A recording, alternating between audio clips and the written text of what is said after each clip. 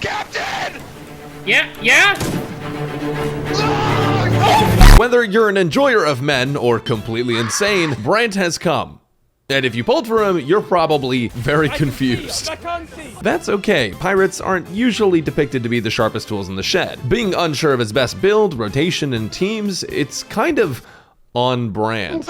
But today, I'm going to be going over everything that you need to know about Brant, from how to play him to his best builds, rotations, and teammates. So with all that being said, my name is Braxophone, but you can call me Brant, and let's talk about Brags.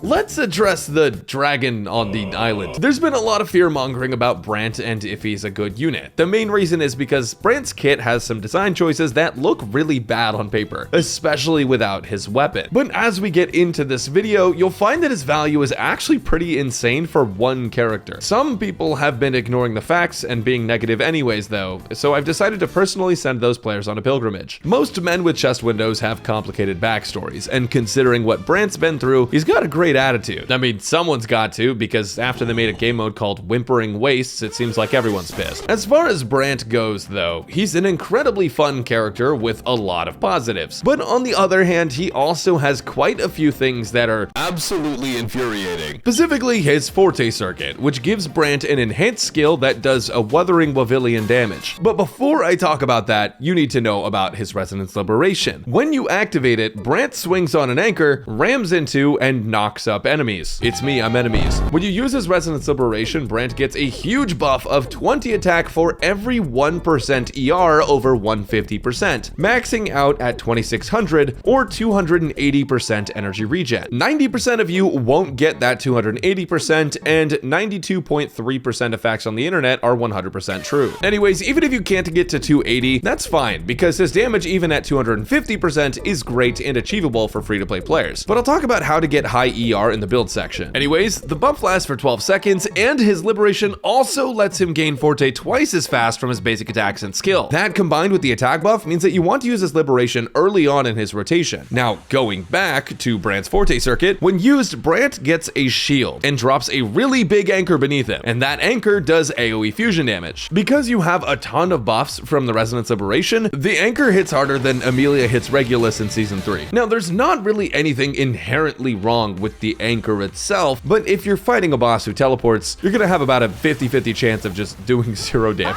There's a long windup for the skill to actually activate compared to some of the other hard-hitting skills in the game, which makes it very easy to just miss enemies that move a lot, and if you do, well, it's time to find the reset button. So, don't miss. Also, in his Forte circuit is a passive that gives Brant 12 attack for every 1% energy regen you have over 150%, which again caps out at 280% for a total of 1560 attack. And that buff will stay until you use your next Liberation. So during your Forte circuit, you get all of the buffs, and after the Forte circuit and after the 12 seconds from your Resonance Liberation have worn off, you will basically be left with only the Forte circuit buff. Oh yeah, then I should probably mention that Brant is a healer.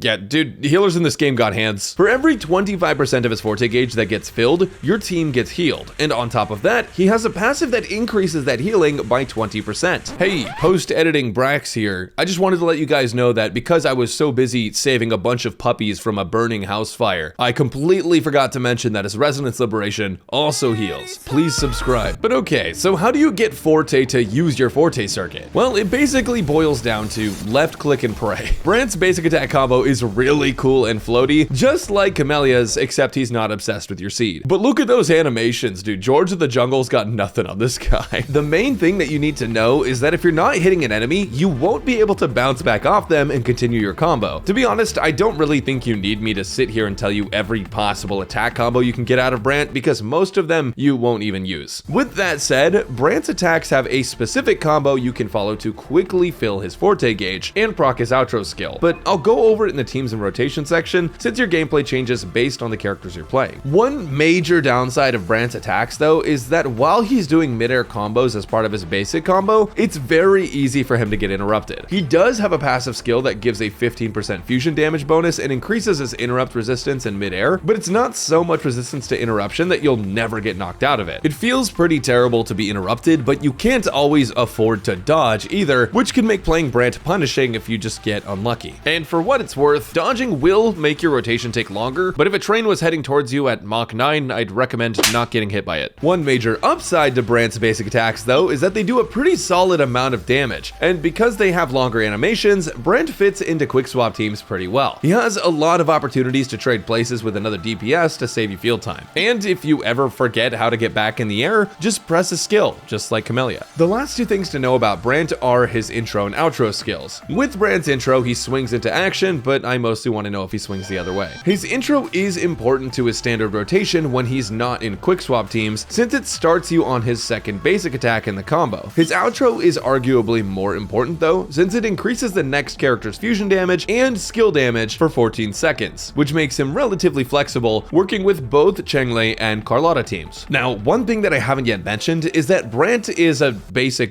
and by that I mean almost all of his main damage counts as basic attack damage. His Forte circuit counts as basic attack damage and it nukes, so for his own buffs, you'll likely want to play characters that give more damage to basics. And lastly, you want to level his Forte circuit, basic attacks, Resonance Liberation, intro skill, and then skill. With all of the doom posting about Brant, you'd think he healed enemies instead of your team. In the next section though, I'm going to be going over how to get high enough energy regen to make your Brant melt enemies.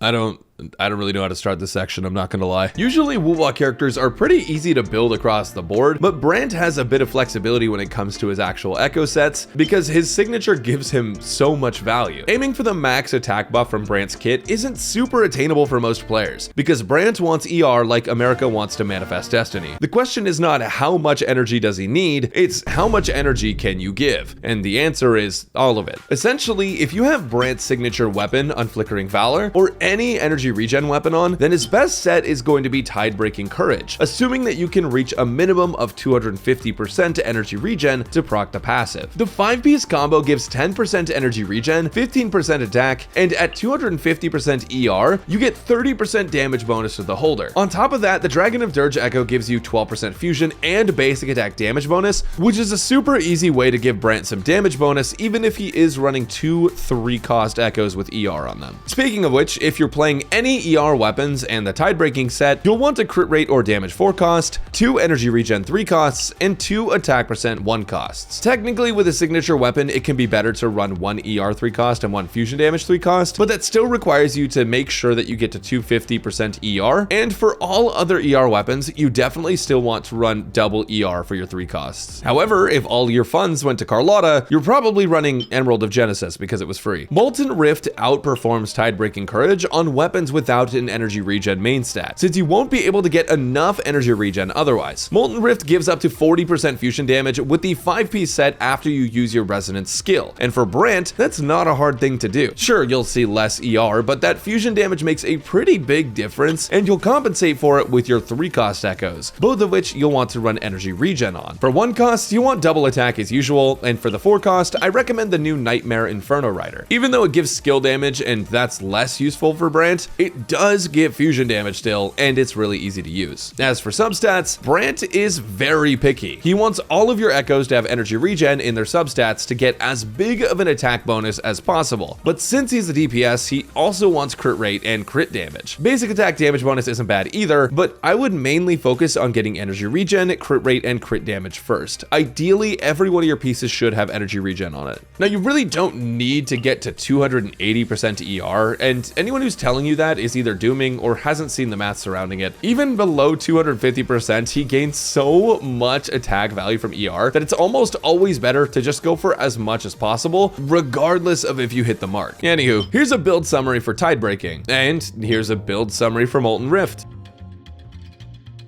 To be honest, I yapped a lot about weapons in this section, so let's just talk about those now because there's a lot to say.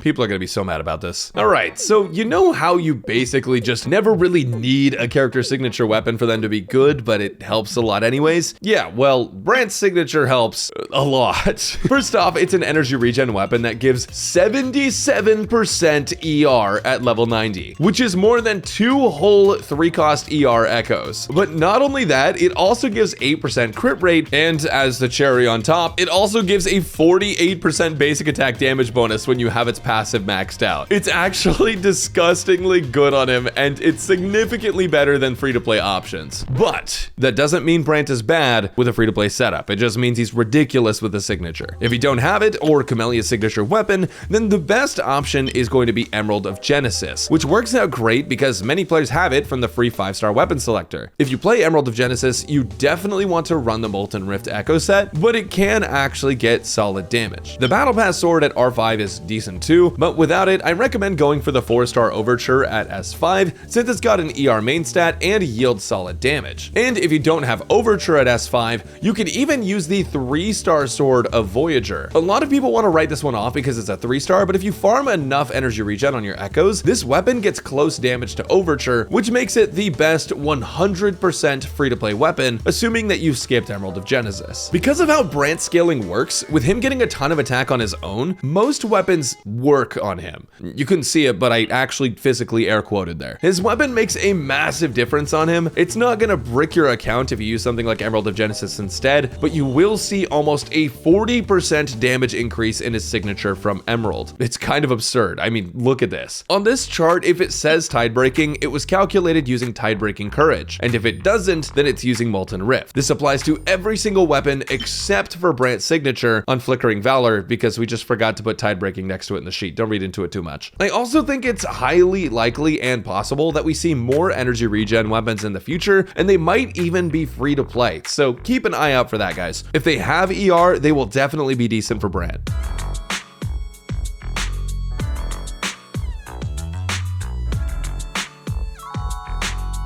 If you made it this far in the video, wow, holy shit, I can't believe you guys actually listen to my voice like this. This section's pretty important because if you play Brant wrong, feds will show up at your house and send you on a pilgrimage. First, I want to talk about Brant synergies and then give you rotation tips. When looking into synergies, the first thing you usually look at is outro skills since they can give buffs. And in Brant's case, he buffs fusion damage and skill damage. Right off the bat, that means that he can be played with Changli and Carlotta. In a team with Verena or Shorekeeper, Brant and Changli, Brant can be played with regular on-field time of around 11 seconds, give or take 1. Or he can be played in quick swap, but either way he gives Changli more damage or vice versa. Carlotta is in a weird place because without Zhuzha, her skill damage buffers all have some major caveat. But now with Brant, it's very easy to play him for his field time and give Carlotta a massive skill damage buff. There's also interesting team play with characters like Chixia and Sanhua, where Chixia can get the skill damage and fusion damage from Brant and be used as a sort of resonance liberation bomb. All 4 Chixia mains are so hyped about this right now. Sanhua is an incredible basic attack buffer that sees a lot of play in different teams due to her quick concerto generation, and she works great if you plan on using Brant as your main source of damage. Now, to be honest, I don't recommend it on a free-to-play weapon since there are better damage dealers at that point, but he still carries quite a bit of weight. And with that said, you can also use Sanhua instead of Shorekeeper or Verena in a team with Brant and Changli, and you'll see solid results. The last thing to note about Brant teams is his value versus Shorekeeper or Verena in standard teams. With Verena and Shorekeeper, you have more or less a 30-second window to re-up your buffs, but with Brant, you don't have to worry about that since he's not giving team-wide value. Since Brant heals on his own, if you're missing Shorekeeper or Verena or just a healer slot character, you can break the conventions of 30-second rotation teams and use Brant as your healer and sub-DPS buffer while playing 2 other damage dealers. It's not perfect and it needs more testing, but it's honestly not the worst option available to you when you need another character for the healer slot.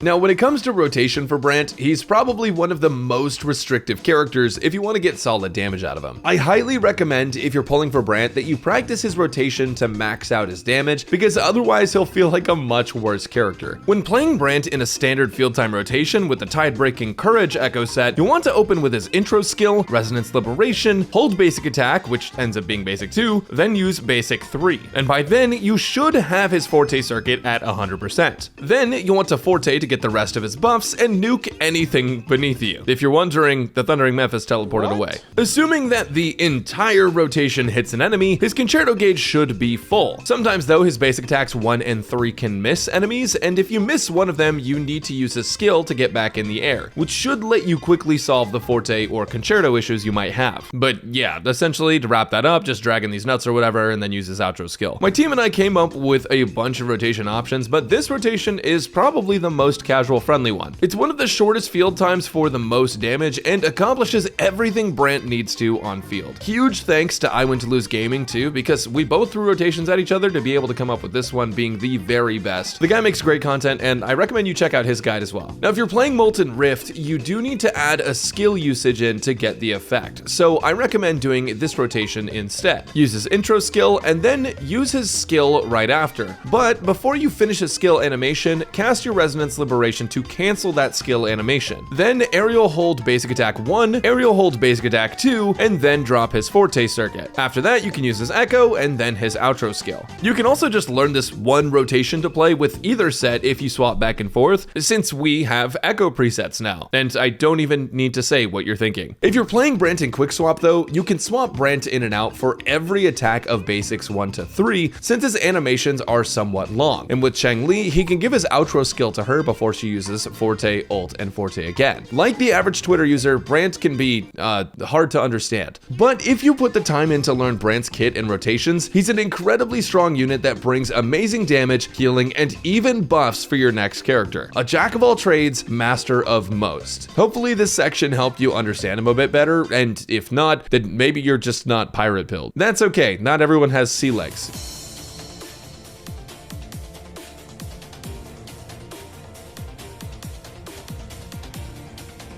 Something I've learned since this character was teased was that there's a lot of people who like pirates. Lots of very sane people. Those same people are probably pulling him 7 times. On his first copy, or S1, you'll be able to pause enemies when your Forte circuit is activated. So essentially, Thundering Memphis can't teleport away from you anymore. The enemy's slow or pause or whatever it is, I can't actually remember, is continued until you swap off Brant. But in addition to the enemy stagnation, it also gives Brant a damage bonus for using his intro skill or flipping after a mid-air attack, going up to 60% damage bonus or almost 2 damage percent 3-cost echoes. In the right hands, it's a pretty solid buff for him. Sequence 2 is a massive crit rate buff for Brant when he uses his mid-air attack or Forte circuit. But in addition to that, when Brant leaves the field with his outro skill, he gives an effect to the next character that lets them trigger damage from him whenever they use their skill for the next 20 seconds. It only works up to 2 times, but the multiplier on it is pretty solid. S3 is a multiplier increase on his Forte circuit, which is pretty crazy, and S4 increases the shield that he gains from his Forte circuit, as well as gives a huge bonus heal to your teammates for activating it. I don't know why I said activate like that, it's 5 a.m. S5 is a basic attack damage bonus for dealing basic attack damage, and S6 is a multiplier increase on his mid-air attacks, which is something I never expected, to be honest. It also loads up his Forte circuit with even more damage via a second blast for about 30% more damage. Now, in my opinion, even if you're mentally ill for Brant, not everyone has an open wallet with $1,000 cash lying around. But if you are going to swipe for Brant or go above and beyond S0, I actually recommend going for his R1 weapon first. While he does have some free-to-play friendly weapons that you could use instead, his signature adds so much damage and quality of life for his build that it's a much better investment. But if you're going for sequence nodes as a low spender even, S1 is a pretty good place to stop for the value in my opinion. Yo ho, a pirate's chest is open and ready for me to objectify.